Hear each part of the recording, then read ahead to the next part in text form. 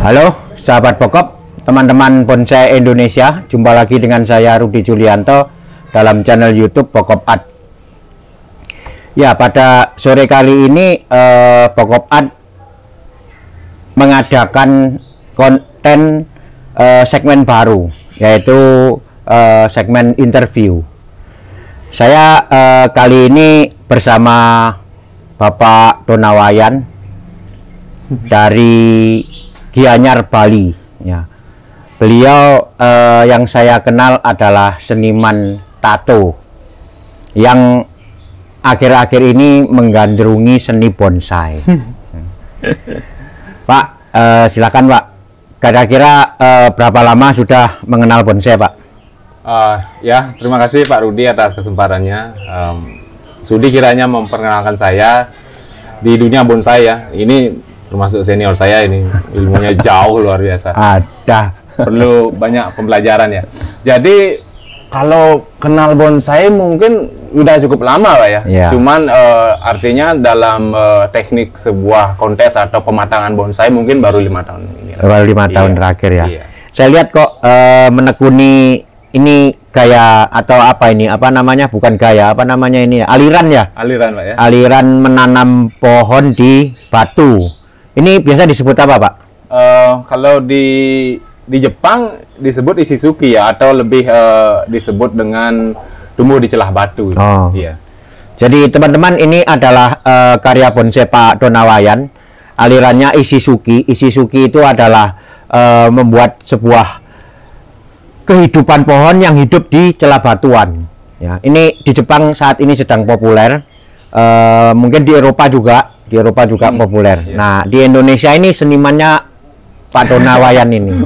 Satu-satunya yang menekuni ishizuki. Ya, teman-teman, nanti kita akan bertanya lebih lanjut lagi tentang apa namanya ini, teknik dan bagaimana cara penanamannya, kemudian sampai ke konsepnya. Sebelumnya Pak Donawayan, saya kepingin apa namanya, berkenalan ini secara personal. Ya. Artinya seniman tato kan Pak ya? Iya, awalnya sih tato, kemudian lukis, patung juga. Oh, iya. Berarti beliau ini apa namanya, seniman seni rupa ini? Iya, perupa ya. Ya, perupa. Terus kenapa bonsai, Pak? Apa yang menyebabkan Bapak suka bonsai, Pak? Kalau bonsai itu unik Pak, karena kita bersentuhan dalam sebuah karya seni itu dengan benda hidup atau makhluk hidup. Iya. Jadi tingkat kesulitannya itu bagi saya dari hal-hal seni lainnya, baik lukis, patung atau segala macam, bahkan tato, kesulitan dari bonsai itu jauh lebih sulit.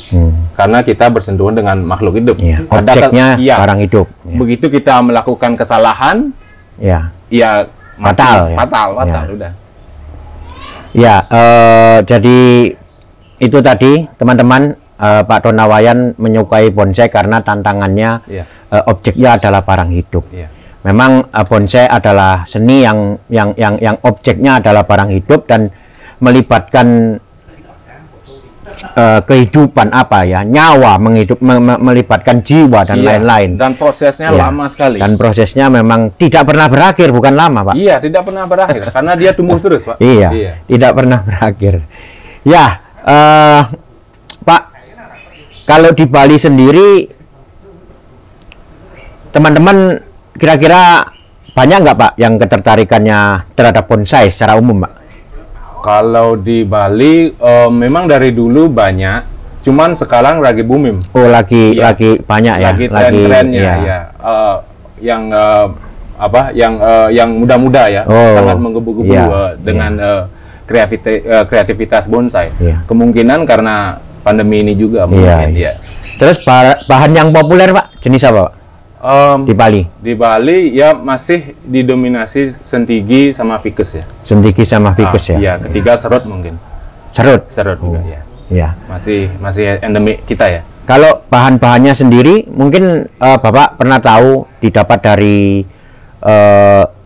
maksudnya apa, dari luar Bali kan mestinya ya? Iya, iya. Itu didapat dari mana saja, Pak? Kalau jenis ficus mungkin dari daerah Jawa ya.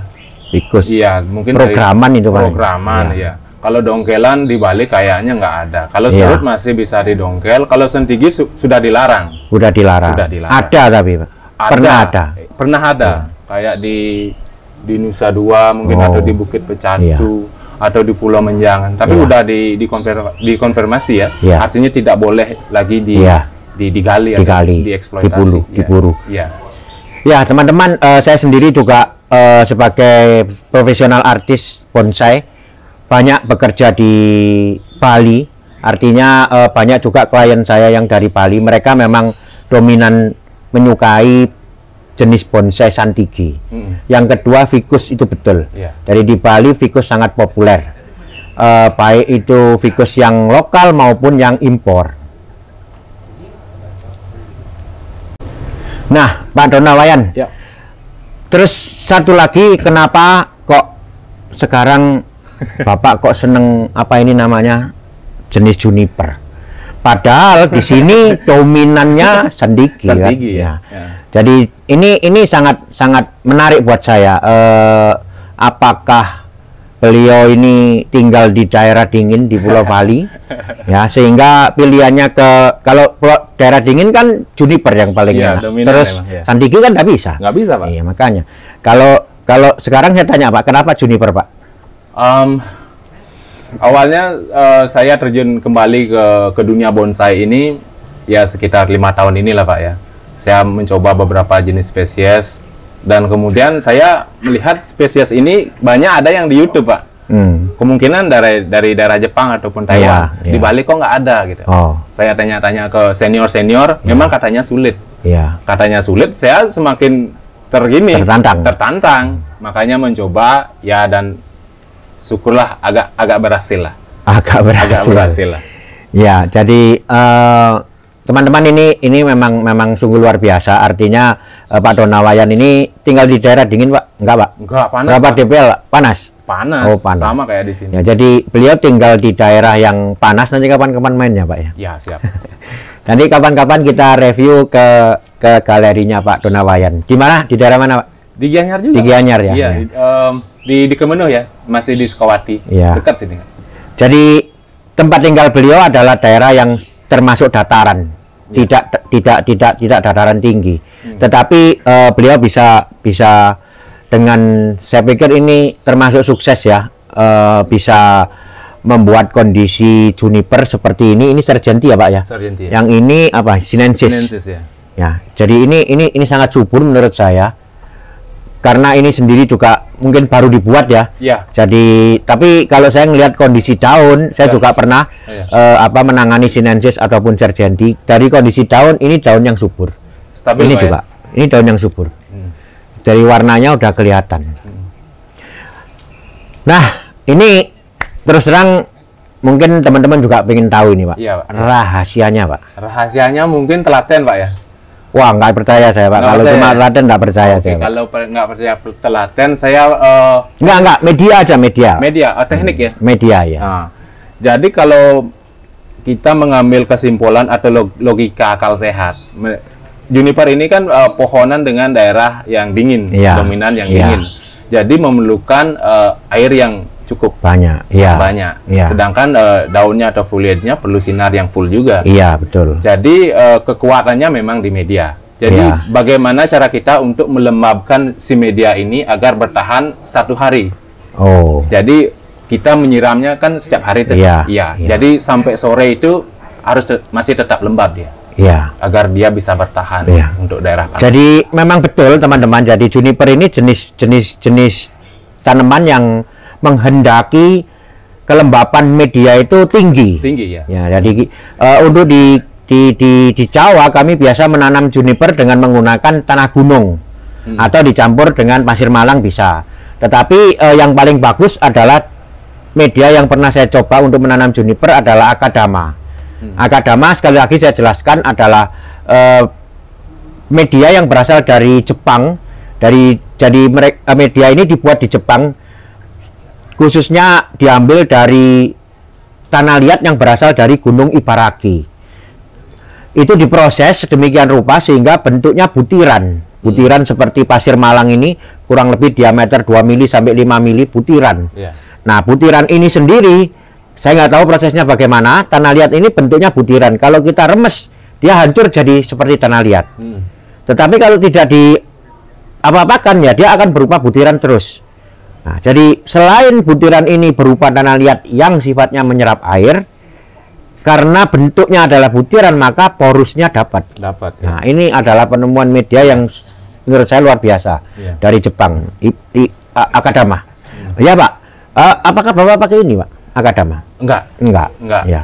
Jadi mengusahakan kelembapan terus-menerus terjadi dalam 1 hari minimal sebelum disiramkan. Iya, betul sekali. Terus untuk pupuk Pak? Untuk pupuk biasa Pak ya, saya hanya pakai Dekastar asal tidak berlebihan. Oh. Sangat sedikit sekali. Sangat sedikit. Iya, kalau beda dengan Vicus atau Sentigi atau bahkan Sancang yang boros, yang rakus. Ini kalau dikasih banyak malah akan menguning. Oh gitu. Iya. Jadi dia perlu sedikit sekali. Bahkan untuk satu tanaman yang besar ini 1 sendok makan, Pak. Oh. Iya. Jadi 6 bulan ke depan baru dikasih 1 sendok makan lagi. Dia akan minta lewat warna daun. Mulai mengusam berarti dia mulai sama. Iya. Ya, jadi sama kayak seperti pohon-pohon yang lain. Apabila pupuk kurang, itu indikasinya adalah daun menguning. Kemudian kalau daun-daun yang biasa, bukan daun jarum gini, pertumbuhannya jarang-jarang. Nah, itu adalah indikasi memang kita harus melakukan pemupukan. Atau kalau misalkan kita menggunakan Dekastar, kita ganti, kita kasih Dekastar baru. Caranya dengan mengurangi media, kemudian kita taburkan Dekastar di dalam media. Ya, itu tadi medianya Pak. Ya, sekarang yang jadi teman-teman juga penasaran, di tempat Bapak kan udara biasa panas kan? Panas. Ya, padahal ini bahkan saya pun mencoba, tidak pernah berhasil saya. Terus terang memelihara apa ini namanya juniper di daerah panas, tidak pernah berhasil. Ini kira-kira bisa dijelaskan ini bagaimana ini Pak? Atau mungkin sharing pengalaman Bapak, trial and errornya gimana? Oh ya, jadi begini Pak. Biasanya kalau saya membeli bahan ini pasti dari daerah dingin ya, dari Pulau Jawa lah, dari Bandung, Garut, atau Batu Malang. Biasanya mereka datang seperti yang Bapak bilang tadi dengan tanah gunung. Karena nyaman mereka di sana ya seperti itu. Begitu nyampe saya harus secepatnya mengganti media itu Pak. Full. Oh. Terus? Cuman hanya menyisakan dari root ball itu untuk pegangan dari si pohon. Jadi totalnya itu saya ganti dengan pasir malangtok. Potong akar Pak. Potong akar. Karena mereka lebih suka free ya, oksigennya itu free. Keluar masuk oksigennya di ininya, di medianya itu mereka suka. Mereka suka oksigen memang. Karena mungkin hidup mereka di high elevation yang kurang oksigennya. Betul. Jadi itu saya lakukan tanpa pemupukan dulu. Jadi setelah rentan waktu mereka menunjukkan sebuah kestabilan, kestabilan, baru saya kasih sedikit Dekastar. Jadi untuk menjaganya itu, walaupun di atas pot, bukan yang pancing style seperti ini, tetap atasnya saya kasih moss. Untuk menjaga kelembabannya itu. Kira-kira seberapa banyak mossnya Pak? Untuk menutupi saja Pak permukaan. Jadi mungkin 1/4 ketinggian gini ya? Bahkan enggak sampai, nyampe saja. Iya, asalkan media dari pasir malang itu tidak terkena matahari langsung. Jadi memang terjaga dari si moss ini. Iya. Tapi kalau yang misalkan dulu pernah dong beli dari Batu Malang atau dari mana, Bandung, Garut, tidak dilakukan hal seperti itu, dipiara langsung, nggak mau dia? Nggak mau. Saya menguning daunnya. Saya bunuh cemara itu udah satu pickup mungkin.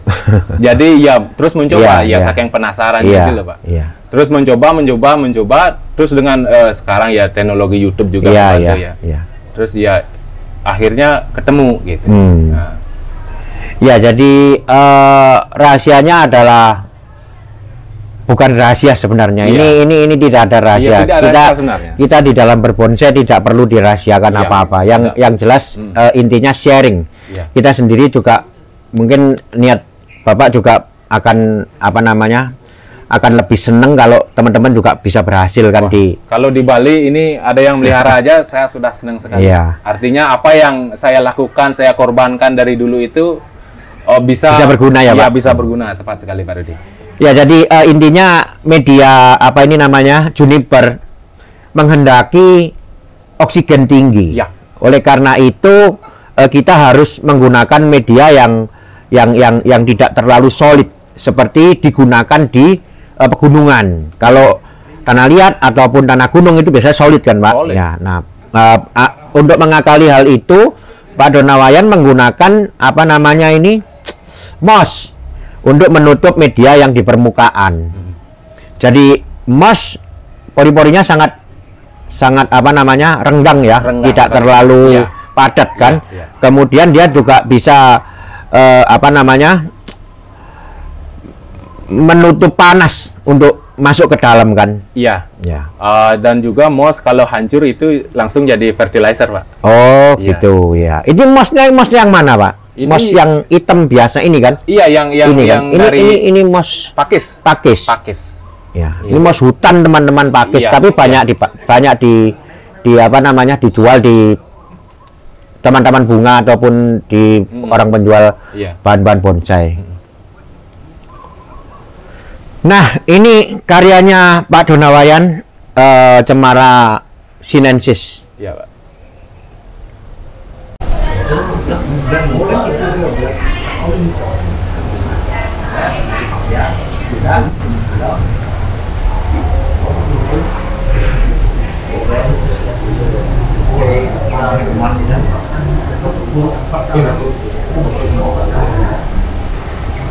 Ini baru dibuat ya, Pak?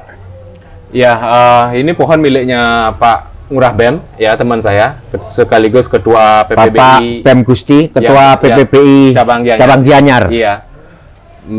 Katanya beliau dapat minta katanya dari temannya, dapat hadiah kemarin. Dapat hadiah. Iya, terus dia memelas ke saya. Enggak lah. Dapat hadiah dari Wakil Ketua PPBI Batu Malang. Nah, itu. Kota Batu Malang, Bapak Misran. Wah, salam Pak Misran. Juniper sinensis. Ya. Ya, jadi Pak BEM meminta saya untuk mendesain ulang ya. Dengan apalah gaya saya mungkin. Iya. Ya, seperti itu. Ini pakai moss semua ya. Ini sayang belakangnya mungkin. Nah, ini teman-teman bisa lihat. Ya. Akar atau media dibungkus dengan moss. Ya. Agar itu tadi oksigen tetap ada, kemudian apa namanya kelembapan media yang di dalam terjaga. Ya, sinensis memang saya tahu persis tidak membutuhkan media banyak untuk hidup. Iya, betul. Jadi sekali. Ya. dan sangat lama sekali kita memerlukan pergantian media, sangat lama. Ya, ini juga Pak, sama. Nah, ini bagian belakangnya. Di sini media tanamnya berupa apa namanya ini gumpalan media yang dibungkus moss dan dia vertikal tanpa media yang seperti ini horizontal. Iya. Pak, ini apakah akar diharapkan turun ke sini, Pak? Diharapkan turun ke sini. Diharapkan turun tetap ya? Iya. Saya udah tuntun dengan moss itu sendiri. Oh. Mungkin 4 tahun lagi, Pak. Waduh. Nyampe ke pot. Iya. Wah, begitu dia nyampe ke pot di sini lebih bagus lagi lebih ya. Akan ya, pertumbuhannya akan lebih bagus lagi. Ya, Pak, sekarang omong-omong soal ini memang sangat langka. Bahkan saya sih baru pertama kali menjumpai di Indonesia Bapak Donawayan ini yang apa? Terlalu merendah. Yang menekuni apa ini namanya khusus juniper dan aliran seni bonsai yang apa tadi Pak namanya, Pak? Ishizuki ya. Ishizuki. Jadi bonsai yang ditanam di celah batu atau penjing lebih masyarakat kita lebih lebih awam. Iya. Tetapi saya juga sering melihat karya beliau yang reguler, artinya bonsai biasa. Memang demen ya Pak sama aliran bonsai Jepang. Saya sangat terinspirasi ya dari bonsai Jepang. Saya melihat karyanya Bapak Rudi lebih ke tropis. Iya. Tapi kalau untuk jenis juniper agak lebih sulit kalau dari percabangan atau lemparan-lemparan tropis itu memang agak lebih sulit. Jadi karena saya suka juniper, jadi saya hanya mengikuti aturan main dalam membuat pola-pola tajuknya. Jadi beliau memang ini mengkhususkan diri untuk membuat bonsai Japanese style. Marketnya udah mendunia nih. Nah ini udah pernah dijual kemana saja, Pak. Nih teman-teman, saya potong dulu. Saya kasih slideshow karya-karya beliau. Silakan dilihat dulu.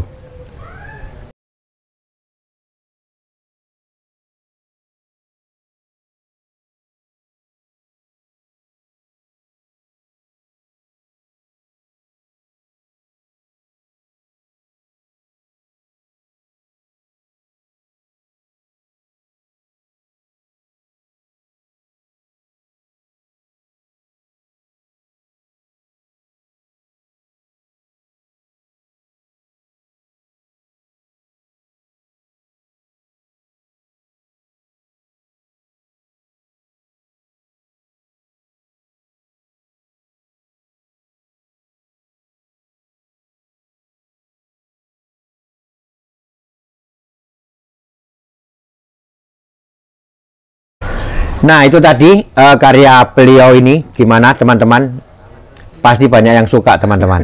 Jangankan di Indonesia, marketnya jual beliau ini sudah sampai ke luar negeri.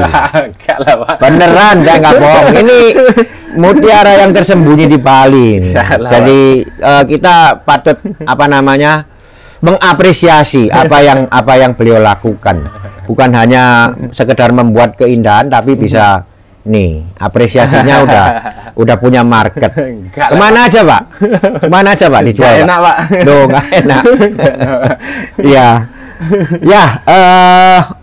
Saya pikir ini cukup ya.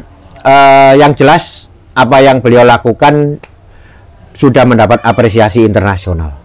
Itu yang saya yakini ya, baik pada prestasi maupun pada apa ini namanya? Apa finansial namanya? Ya? Finansial. Finansial. Ujung-ujungnya finansial juga ya. Iya, loh, bonsai itu kan yang bagus, yang dapat prestasi, yang laku dijual kan gitu, ya Pak. Kalau saya itu saya setuju sekali. Kalau dapat prestasi nggak laku ya buat apa ya kan? Oke, teman-teman, ini saya pikir cukup ya perkenalan kita dengan Pak Donawayan dari Gianyar Bali. Mungkin konten selanjutnya saya akan berkunjung ke galeri beliau untuk kita akan bongkar semua dapurnya ini. Pokoknya nanti kita akan tahu persis bagaimana beliau bisa berkarya, dapurnya, kemudian semua nanti kita kupas tuntas, kita gerbek rumah beliau. Oke lah. Oke, Pak Donawayan, terima kasih. Ya Pak. Terima kasih, saya yang sangat berterima kasih. Oke teman-teman, sampai ketemu pada konten saya berikutnya. Ikuti terus channel YouTube Pokop Art untuk segala info, teknik, dan sharing saya membuat bonsai. Tetap semangat, mari kita berkarya, karya bonsai Indonesia ya. Indonesia, ya. Tentunya. Bonsai tropis, konsepnya Pokop. Salam Pokop. Siap, salam Pokop.